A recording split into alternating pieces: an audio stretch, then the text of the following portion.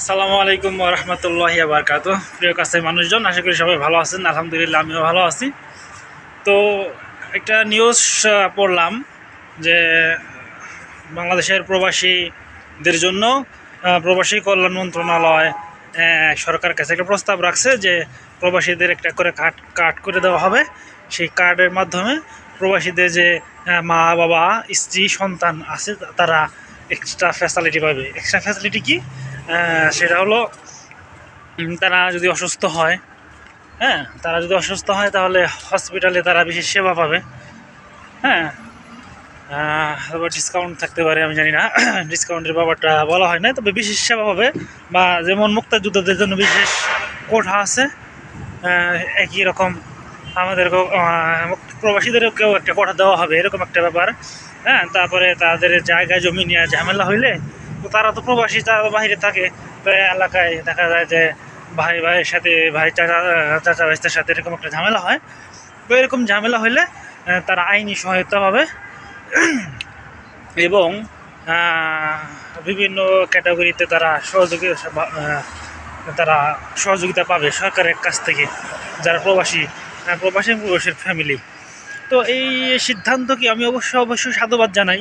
অত্যন্ত ভালো একটা উদ্যোগ নিতেছে সরকার, আলহামদুলিল্লাহ। খুব ভালো লাগলো আর কি নিউজটা পড়ে। যেহেতু আমি নিজে একজন প্রবাসী, তো প্রবাসীদের জন্য কিছু করলে অবশ্যই একটা ভালো লাগার বিষয়। সরকার যে কাজটা ভালো করবে সেটার জন্য অবশ্যই প্রশংসা করবো, আর যে খারাপ কাজ করবে তার জন্য অবশ্যই সমালোচনা করার অধিকার আমাদের গণতান্ত্রিকভাবে আমরা পেয়ে থাকি, আছে আমাদের। তো তারপরে যেটা বলবো, তো এটার পাশাপাশি আরও কিছু কাজ করলে আমাদের প্রবাসীদের জন্য সবচেয়ে বেশি ভালো হয়।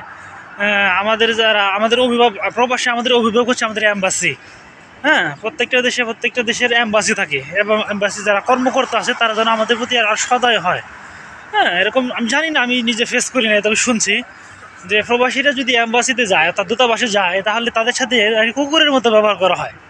মানে এর চাইতেও খারাপ ব্যবহার করা হয়। চিন্তা করেন, এত নগণ্যভাবে যদি একটা প্রবাসীর সাথে খারাপ ব্যবহার করা হয়। আরে ভাই, সে তো প্রবাসে আসছে দেশের জন্য, তার পরিবারের জন্য। দেশ ছাইরা, দেশের বাবা মা, পরিবার পরিজন, স্ত্রী সন্তানদের ছেড়ে তারা এই প্রবাসের মাটিতে, হ্যাঁ, বছরের পর বছর তারা পড়ে থাকে।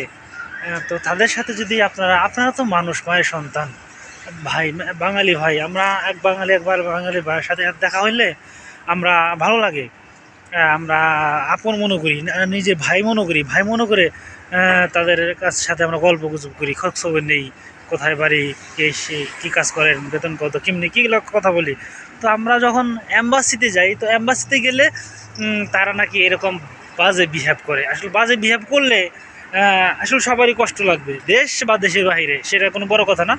তো যাই হোক, আমি সরকারের প্রতি আহ্বান করব, দূতাবাসে গেলে আমরা যেন অন্তত একটা আস্থার জায়গা পাই। এরকম দূতাবাসে গেলে মনে হয় যে এরকম শুনছি যারা ইতিপূর্বে অ্যাম্বাসি ফেস করছে, তারা এরকম বলে যে আসলে ওই অ্যাম্বাসিতে যাওয়াটাই পাপ। হ্যাঁ, আর যাদের কি পাসপোর্টের এক্সপায়ারি ডেট নিকটে আসা যায়, তার পাসপোর্ট পাইতেই 6 মাস না কত দিন লাগে, অথচ অন্য দেশের 7 দিনের ভিতরে পাসপোর্ট পাওয়া যায়। তা আমি তো যে বাংলাদেশি, আমি বৈধভাবে আমি তো বাংলাদেশে থেকে এই দেশে আসছি, তো আমার পাসপোর্টটা করতে 6 মাস কেন লাগবে? এখানে তো সরকারের দায়িত্বপ্রাপ্ত কর্মকর্তারা আছেই। তো তাহলে সেক্ষেত্রে কী করবে তারা? এই সব কিছু গেলে ডেটটা বাড়াই দিবে, বাস শেষ। টাকা পয়সা, এবং তো না যে টাকা পয়সা দিচ্ছে না, টাকা পয়সা দিচ্ছে, তারপর হয়রানি হচ্ছে। এরকম হয়রানি যাতে না হয়।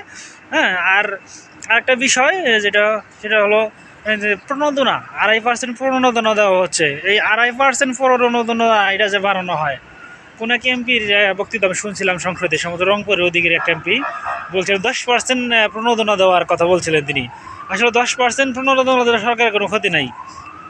10 টাকার বিনিময়ে সে যদি 100 টাকা পায়, এটা এখনো বর্তমানে হুন্ডির ব্যবসা খুব বেশি জনপ্রিয়, আপনারা জানেন। হুন্ডি কেন করতেছে মানুষ? অবশ্যই এই হুন্ডিতে ভালো লাভ পাচ্ছে, এই জন্যে করতেছে। হুন্ডিতে ভালো লাভ পাওয়ার কারণে কিন্তু মানুষ দিতেছে।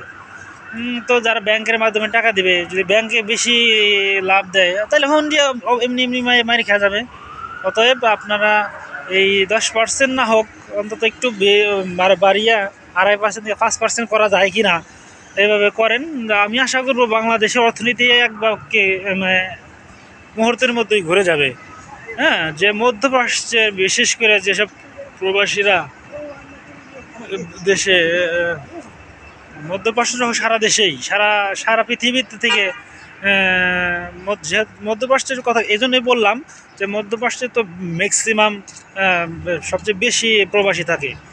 কিন্তু ইউরোপ, আমেরিকা, আফ্রিকা সব জায়গায় আছে, সোনিয়া মহাদেশেও আছে। তো এই জন্যই বলবো আমি যে আপনারা যদি প্রণোদনা বাড়ায় দেন, রেমিটেন্সের হারও আরও বৃদ্ধি পাবে। অতএব আপনারা এই প্রণোদনা বাড়ায় দেন, আর বিদেশের যে সুযোগ সুবিধা এগুলা কন্টিনিউ করেন, তাহলে ইনশাল্লাহ আশা করা যায় যে অর্থনীতি অনেক চেঞ্জ হয়ে যাবে। আমাদেরকে বলা হয় ফ্রিডম ফাইটার, ফ্রিডম ফাইটার বলা হয়। তো ফ্রিডম ফাইটার মানে স্বাধীনতা তারা দেশকে বাঁচাইছে, দেশকে বাঁচাইয়া আমাদের দেশ উপহার দিয়েছে। হ্যাঁ, আর আমরা প্রবাসীরা দেশের অর্থনীতির চাকা সচল রাখি। অতএব আমাদেরকে এই সুযোগটা দেওয়া হোক, আমরা যেন দেশের চাকাটাকে সচল রাখতে পারি, দেশকে উন্নয়ন করি। তবে হ্যাঁ, দুর্নীতি জিরো টলারেন্স না আনলে কোনো দিনই একটা দেশ, একটা সমাজ, একটা পরিবার, একটা রাষ্ট্র কখনোই উন্নত হতে পারবে না। অতএব আগে দুর্নীতির ব্যাপারে জিরো টলারেন্স ঘোষণা করেন, বা এটা দেখেন। এটা যদি সম্ভব হয় তাহলে ইনশাআল্লাহ আশা করা যায় যে দেশ উন্নয়ন হবে। এটাই আশাবাদ ব্যক্ত করলাম। আশা করি বোঝাতে পেরেছি, সবাইকে বুঝতে পেরেছেন। তো আমার এখানে অনেকেই আমার ভিডিওটা দেখবেন, আবার অনেকে ইগনোর করবেন। যারা দেখবেন তাদের কাছে যদি কোনো মূল্যবান থাকে, আপনার মতামত থাকে, তারা কমেন্টের মাধ্যমে মতামত করবেন কমেন্ট বক্সে। তো আশা করি উপকৃত হব এবং আপনি হবেন, দেশবাসী উপকার হবে। তো সবাই ভালো থাকবেন, আপনাদের আশেপাশের মানুষগুলোকে ভালো রাখবেন। সবাইকে আল্লাহ হাফেজ। আসসালামু আলাইকুম ওয়া রাহমাতুল্লাহি ওয়া বারাকাতুহু।